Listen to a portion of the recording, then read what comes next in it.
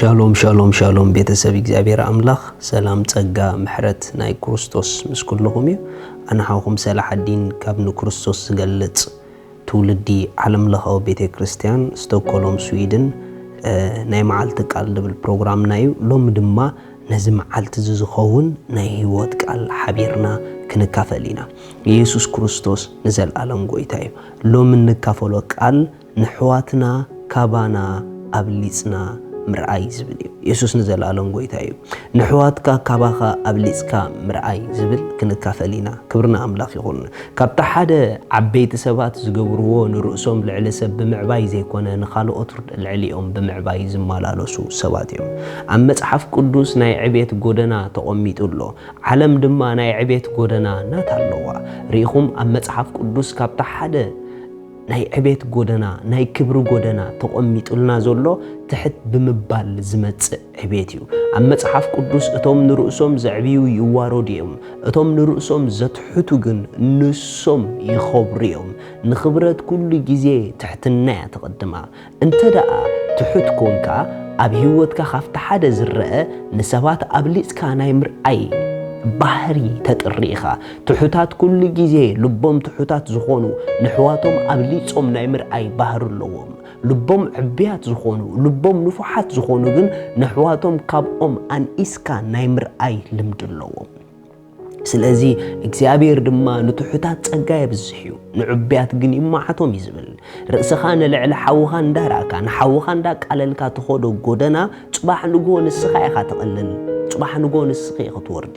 ምኽንያቱ ንሓፍትኺ ብዘይ ምኽባር ንሓፍትኺ ልዕሊኺ ኣብሊጽኪ ካብ ዘይ ምርኣይ ዝተላዕለ ኣብ ህይወትኪ እትዋረዲ ንስኺ ኢኺ መጽሓፍ ክዛረብ ከሎ ኣብ ፊልጵ ምዕራፍ 2 ከምዚ ይብል ጥቕሲ 3 ሓንቲ እኳ ንርእሰይ ይጥዓመኒ ብምባል ወይስ ንውዳሰ ከንቱ ኣይትግበሩ በትሕትና ግን እቲ ሓደ ነቲ ሓደ ካብ ርእሱ ኣብሊጹ ይርአ ነፍሲ ወከፍ ንብጻይ ድማ እምበር ነፍሲ ወከፍ ንርእሱ ዝሕሾ ኣይጠምት እቲ ኣብ ክርስቶስ ኢየሱስ ዝነበረ ሓሳብ ኣባኻትኩም ይሃለኹም ሪኢኹም ነፍሲ ወከፍ ንብጻይ ዳ እምበር ንርእሱ ዝሕሾ ኣይጠምት መኒ ንብጻዩ ዝሓይሽ ዝጥምት ተዳኢልኩምኒ እቲ ንብጻዩ ኣብሊጹ ካብ ርእሱ ዝርኢ ሰብ ጥራሕ ኢኹም ዝገብር እቲ ንብጻዩ ኣብሊጹ ካብኡ ዝርኢ ኩሉ ግዜ ንብጻዩ ዝሓይሽ ይጥምት እዩ ንብጻያ ዝሓይሽ ትጥምት እያ ስለዚ መጽሓፍ ክዛረብ ከሎ እንተደኣ ንርእስኻ ተኽብር ኮንካ ውዳሰ ኾንቲ ኢልዎ እንተደኣ ንሓውኻ ተኽብር ኮንካ ካባኻ ንላዕሊ ንሓውኻ ተውፅኦ እንተደኣ ኮንካ ግን እዚ ናይ ክብሪ ጎደና እዩ ስለዚ ኣሕዋት ንሕዋትና ልዕል ከነብሎም ኮለና ናይ ዕቤት መንገድና ኢና ነንጽፍ ዘለና ንሕዋትና ኣብሊጽና ክንርኢ ኮለና ዝበለጸ ጎደና ኣብ ህይወትና ኢና ነንጽፍ ዘለና ምኽንያቱ ንሓውኻ ብዘኽበርካዮም ብዛዕባኻዮን መጠን ብተዘዋዋሪ ንስኻ ኢኻ ትዓቢ ዘለኻ ኢየሱስ ከም ኢልዎም እቲ ኣብ ማእከልኩም ዓቢ ክኸውን ዝደሊ ንሱ ባርያ ኩልኹም ይኹን ኢልዎም ምኽንያቱ መንግስቲ ኣምላኽ ብኸመይ እያ ትሰርሕ እቲ ንርእሱ ዘትሕት ዘበለ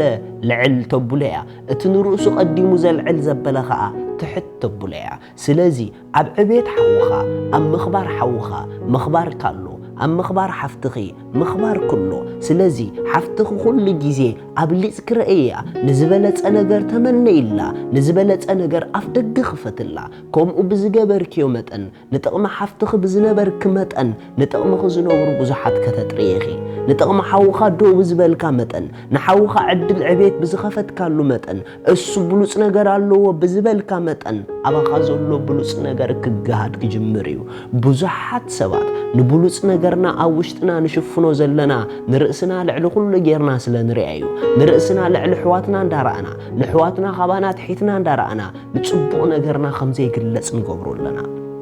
ስለዚ እግዚአብሔር ኣምላኽ ንልቢ ዝርኢ እሞ እቲ ልቢ ትሕትና ክምላእ ይግብኦ እዩ ትሑት ልቢ ኸኣ ግዴታ ንኻልእ ኣብሊጽካ ናይ ምርኣይ ባህሪ ኣለዎ ተነፋሕ ልቢ ትዕቢተኛ ልቢ ግን ኩሉ ግዜ ኩሉ ኣብ ቅድሚኡ ንእሽተ እዩ ኩሉ ኣብ ቅድሚኡ ትሑት እዩ ዕብያት ካፍቲ ሓደ ባህርያቶም ንሕና ጥራሕ በሃልቲ እዮም ዕብያት ካፍቲ ሓደ ባህርያቶም ኣነ ዓቢ ጥራሕ በሃልቲ እዮም ዕብያት ካፍቲ ሓደ ባህርያተን ማይትጠቅምን በሃልቲን ሪኢኹም ንሰብ ምንቁሻስ ንሰብ ምውዳቕ ንሰብ ዘይጠቅም ምባል ናይ ትዕቢት ውጽኢትዩ ስለዚ ንሓውና ንሓፍትና ካባና ኣብሊጽና ክንርኢ ሓደ ነገር ይሓተና ትሕትና ናይ ልቢ ሓተና ትሑታት እዚ ነገር ክገብርዎ ምንም ኣይመስሎምን እዩ ኢየሱስ ክርስቶስ ንጉስ ነገስታት እዩ ኢየሱስ ክርስቶስ ጎይታ ክብሪ እዩ ኢየሱስ ክርስቶስ ልዕሊ ኩሉ እዩ ነገር ግን ልዕሊ ኩሉ ብምዃኑ ብምትሓት ይገሊጹሎም ንእግራ ሐዋርያት ደኒኑ ዝሓጽብ ዝነበረ ጅግና ሰብኣይ እዩ መምህር ክንሱ ጎይታ ክንሱ ትሕት ብምባሉ ግን ክብረቱ ዝገለጸ ሰብ እዩ ናይ ኢየሱስ ተኸተልቲ ተኾይና ትሕት ብምባልና ክብረት ንግለጽ ትሕት ብምባልና ንሕዋትና ግን ልዕል ብምባል ንሕዋትና ግን ብሉጻት ይኹም ብምባል ናይ ኢየሱስ ክርስቶስ ባህሪ ኣብ ህይወትና ነርኢ ስለዚ ንሕዋትካ ኻባኻ ኣብሊጽካ ምርኣይ እቲ ዝበለጸ ናይ ዕቤት መንገዲ እዩ ክብርና ኣምላኽ ኩልና ከምዚልና ንኣውጅ እግዚአብሔር ኣቦ